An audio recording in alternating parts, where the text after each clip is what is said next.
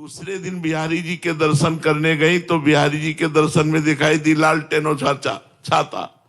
नाम जापक को 3 वासनाओं को नष्ट करना पड़ता है।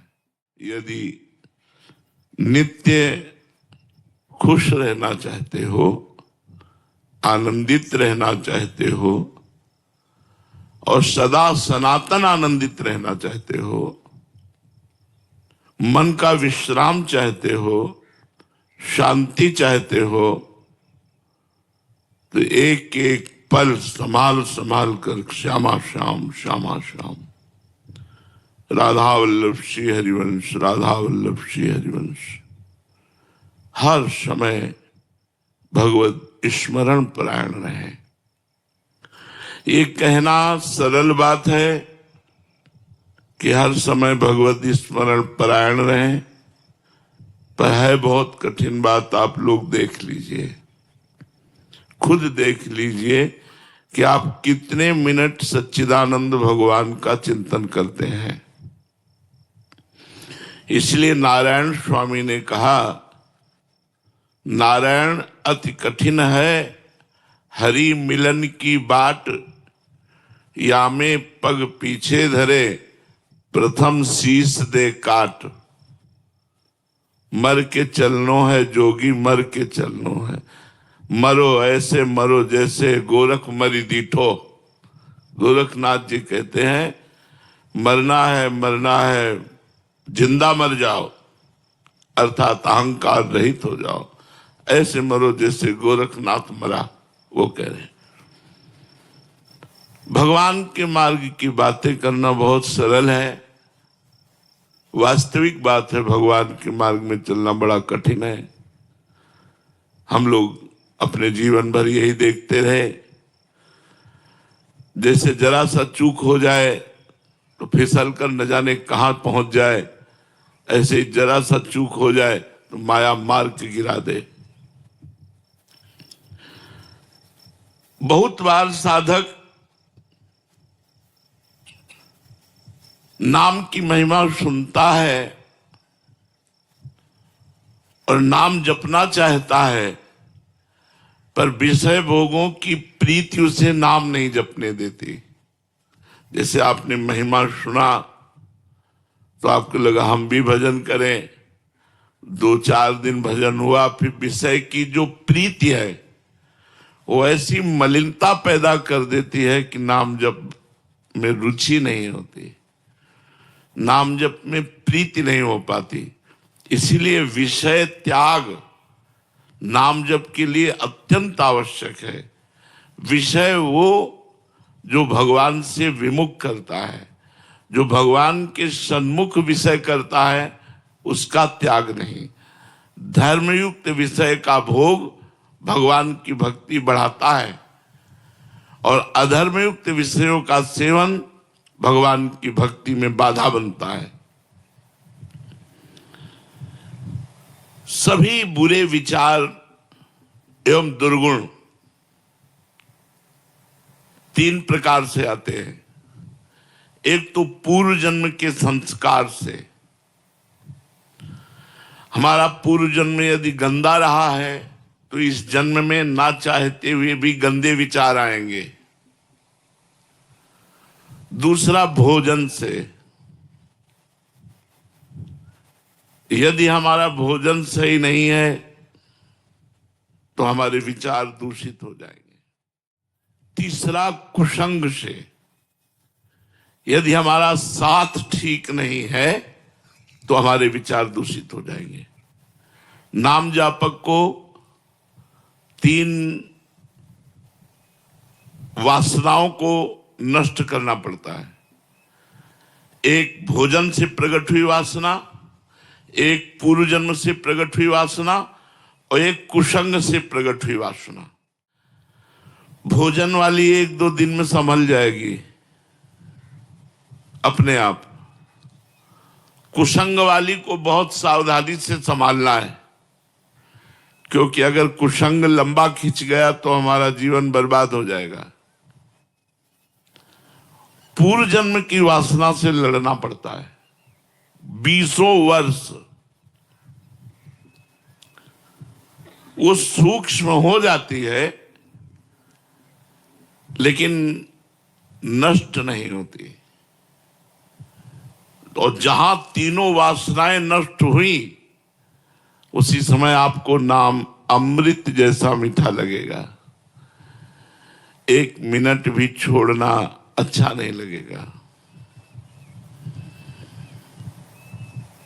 इसलिए हम भोजन पर, संग पर और अंदर विचार पर दृष्टि रखें। हमारा भोजन शुद्ध हो, हमारा विचार शुद्ध हो, हमारा संग शुद्ध हो।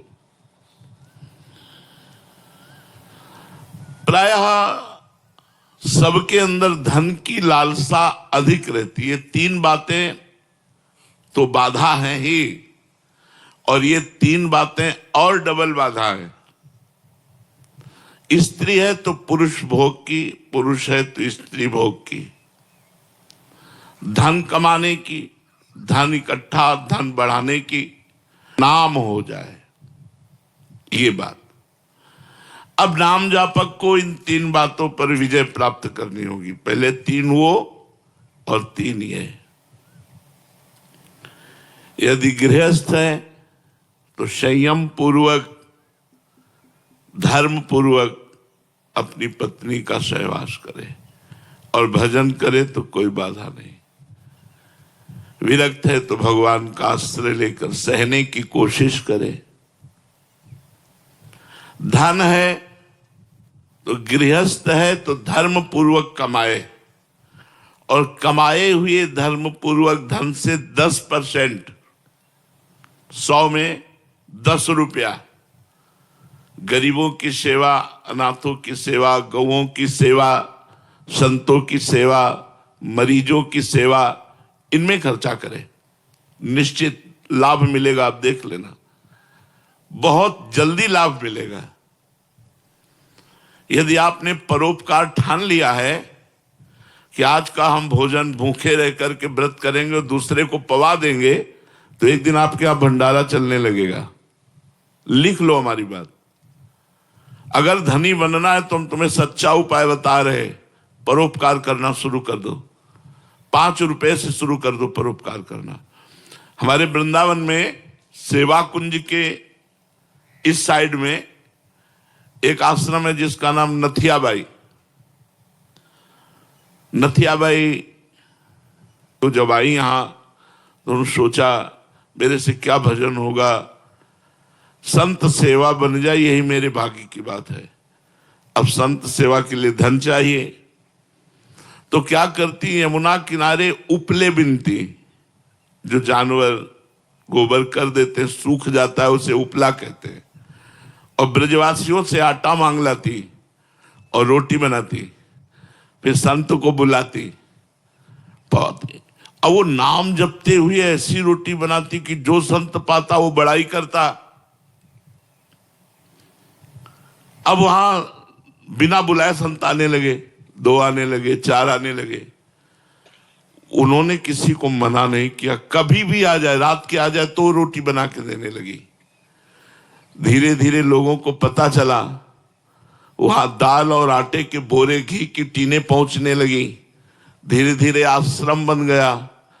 एक दिन वो 10 वर्ष सेवा करते व्यतीत हो गए, फल का समय आया तो गेहूं लेने गई थी ब्रजवासियों से। जैसे समय आता है ना गेहूं का, तो खेतों में फिर वो 5 किलो 10 किलो ऐसे सब चंदा रूप में दे देते हैं।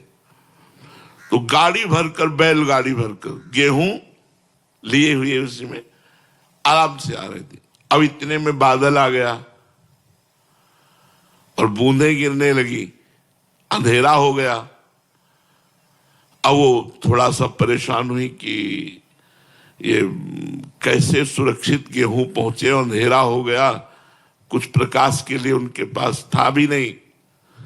तो इतने में देखा एक छाता लिए हुए 14 वर्ष का बालक आया और कहा, माई ये छाता गाड़ी में लगा ले और लालटेन लेकर मैं आगे चलता हूं, मेरा घर आगे ही है। बोले कहाँ है तेरा घर? तो बोले बस बिहारी जी के पास ही है। वो नथियाबाई जी के आश्रम तक छोड़ करके आए और मुस्कुरा करके चले गए। अब नथियाबाई के दिमाग में ये बात कि 8 बजे रात्रि के बालक, लालटेन छाता, हो सकता है कोई बालक, लेकिन मुझसे इतना प्यार क्यों करता है कि वो भींगता रहा और छाता मुझे दे दिया। जब दूसरे दिन बिहारी जी के दर्शन करने गई तो बिहारी जी के दर्शन में दिखाई दी लालटेन और छाता। अरे बोले तू ही था, मैं समझ गई। अंदाज तो लगा रही थी पर पक्का नहीं था, आज तो पक्का हो गया। भगवान भक्त की सेवा करने वाले की स्वयं सेवा करने के लिए तत्पर रहते हैं। वीडियो अच्छी लगी तो लाइक सब्सक्राइब करना।